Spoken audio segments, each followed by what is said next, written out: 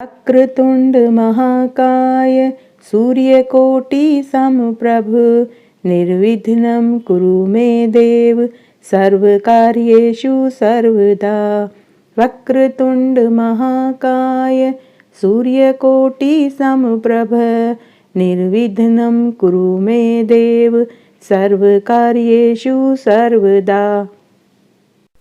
राधे राधे, जय श्री कृष्णा। मैं सीमा सिंह आप सभी धर्म प्रेमियों को सादर प्रणाम करती हूँ। आज मैं आपको श्रीमद् गीता के 13वें अध्याय का महात्म्य सुनाने जा रही हूँ।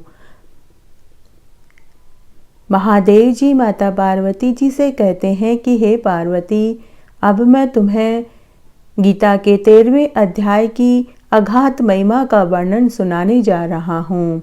हे पार्वती, इस महात्म्य को सुनने से तुम्हें बहुत प्रसन्नता होगी। एक बार दक्षिण दिशा में तुंगभद्रा नाम की एक बहुत बड़ी नदी थी। उसके किनारे हरिहरपुर नामक रमणीय नगर बसा हुआ है। वहाँ हरिहर नाम से साक्षात भगवान शिव जी विराजमान हैं, जिनके दर्शन मात्र से परम कल्याण की प्राप्ति होती है। हरिहरपुर में हरि दीक्षित नाम का एक क्षत्रिय ब्राह्मण रहता था, जो हमेशा तपस्या और स्वाध्याय में संलग्न तथा वेदों का पारगामी विद्वान था। उसकी एक स्त्री, जिसे लोग दुराचारा कहकर पुकारते थे, इस नाम के अनुसार ही उसके कर्म भी थे। वह सदा पति को कुवाच्य कहती थी।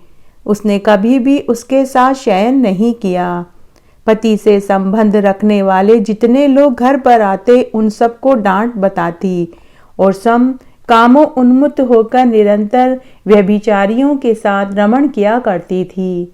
एक दिन नगर को इधर उधर आते जाते हुए पूर्ववासियों से भरा देख उसने निर्जन एवं दुर्गम वन में जाकर अपने लिए एक संकेत स्थान बना लिया। एक समय रात में किसी कामी को न पाकर वह घर के किवाड़ खोल नगर से बाहर संकेत स्थान पर चली गई। उस समय उसका चित्त काम से मोहित हो रहा था। वह एक एक कुंज में प्रत्येक वृक्ष के नीचे जा जाकर किसी प्रियतम की खोज करने लगी, किंतु उन सभी स्थानों पर उसका परिश्रम व्यर्थ हो गया। उसे प्रियतम का दर्शन नहीं हुआ। तब वह उस वन में अनेक प्रकार से विलाप करने लगी। चारों दिशाओं में घूम घूम कर वियोग जनित विलाप करती हुई उस स्त्री की आवाज सुनकर सोया हुआ बाघ जाग गया और वह उछलकर उस स्थान पर पहुंचा जहां वह रो रही थी। उधर वह भी उसे आते देखकर किसी प्रेमी की आशंका से उसके सामने खड़ी होने के लिए ओट से बाहर निकल आई। उस समय व्याघ्र ने आकर उसे नख रूपी बाणों से पृथ्वी पर प्रहार करके गिरा दिया। इस अवस्था में वह कठोर वाणी से चिल्लाती हुई बोली कि अरे बाघ, तू किस लिए मुझे मारने को यहाँ आया है? पहले मुझे यह सारी बात बता, फिर मुझे मारना। उसकी यह बात सुनकर प्रचंड पराक्रमी व्याघ्र क्षण भर के लिए उसे अपना गाज बनाने से रुक गया और हंसता हुआ बोला, दक्षिण देश में मलापह नाम एक नदी है। उसके तट पर मुनिपर्णा नगरी बसी हुई है।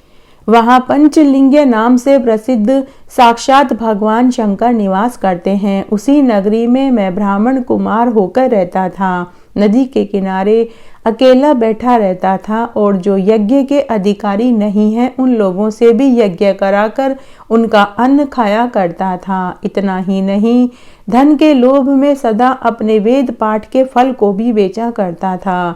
मेरा लोभ यहाँ तक बढ़ गया, अन्य भिक्षुओं को गाली देकर हटा देता और सब दूसरों को नहीं देने योग्य धन भी बिना दिए ही हमेशा के लिए ले लेता था। ऋण लेने के बहाने मैं सब लोगों को छला करता था। कुछ काल व्यतीत होने के बाद जब मैं बूढ़ा हुआ, मेरे बाल सफेद हो गए, आंखों से दिखाई देना बंद हो गया, मुंह के सारे दांत गिर गए। इतने पर भी मेरी दान लेने की आदत नहीं छूटी। हर पर्व के आने पर प्रतिग्रह के लोभ से मैं हाथ में कुशा लिए तीर्थ के समीप चला जाता। जब मेरे सारे अंग शिथिल हो गए, तब एक बार मैं कुछ धूर्त ब्राह्मणों के घर पर मांगने खाने के लिए चला गया। उसी समय मेरे पैर में एक कुत्ते ने काट लिया तब मैं मूर्छित होकर क्षण भर में पृथ्वी पर गिर पड़ा। मेरे प्राण निकल गए। उसके बाद मैं इसी व्याघ्र योनि में उत्पन्न हुआ। तब से मैं इस दुर्गम वन में रहता हूँ तथा अपने पूर्व पापों को याद करके कभी धर्मिष्ठ महात्मा, यति, साधु पुरुष, सती स्त्रियों को मैं नहीं खाता। पापी, दुराचारी तथा कुल्टा स्त्रियों को ही मैं अपना भक्ष्य बनाता हूँ। अतः हे कुल्टा, तू कुल्टा होने के कारण तू अवश्य ही मेरा ग्रास बनेगी। ऐसा कहकर वह अपने कठोर नखों से उसके शरीर के टुकड़े टुकड़े करके खा गया। इसके बाद यमराज के दूत उस पापिनी को संयमिनीपुरी में ले गए। वहां यमराज की आज्ञा से उसे अनेकों बार विष्ठा, मूत्र और रक्त से भरे हुए भयानक कुंडों में गिराया गया। करोड़ों कल्पों तक उसमें रखने के बाद उसे वहां से ले जाकर 100 मनवंतरों तक रौरव नरक में डाला गया। फिर चारों ओर मुंह करके दीन भाव से रोती हुई वह पापिनी वहां से खींचकर दहनानन नामक नरक में गिराया गया।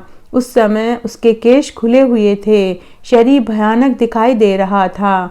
घोर नरक की यातना भोग चुकने के बाद वह महापापिनी इस लोक में आकर चांडाल योनि में पैदा हुई। चांडाल के घर में भी प्रतिदिन बढ़ती हुई वह पूर्व जन्म के अभ्यास से पूर्ववत पापों में प्रवृत्त रहने लगी। फिर उसे कोढ़ हो गया और राज्य क्षमा का रोग हो गया। नेत्रों में पीड़ा होने लगी। फिर कुछ काल के पश्चात वह पुनः अपने निवास स्थान हरिहरपुर में पहुंच गई, जहां भगवान शिव के अंतःपुर की स्वामिनी जम्बिका देवी विराजमान है। वहां उसने वासुदेव नामक एक पवित्र ब्राह्मण का दर्शन किया, जो निरंतर गीता के 13वें अध्याय का श्रवण करता था। उसके मुख से गीता का पाठ सुनते ही वह चांडाल शरीर से मुक्त हो गई और दिव्य देह धारण करके स्वर्गलोक में चली गई। इस तरह महादेव जी माता पार्वती जी को गीता के 13वें अध्याय का महात्म्य सुनाने लगे। इस तरह आज मैंने आपको श्रीमद् गीता का 13वां अध्याय का महात्म्य सुनाया। आशा करती हूँ यह आपको जरूर पसंद आएगा। मेरे साथ बने रहने के लिए आपका धन्यवाद। आगे के महात्म्य के लिए भी आप इसी तरह मेरे साथ बने रहें। धन्यवाद।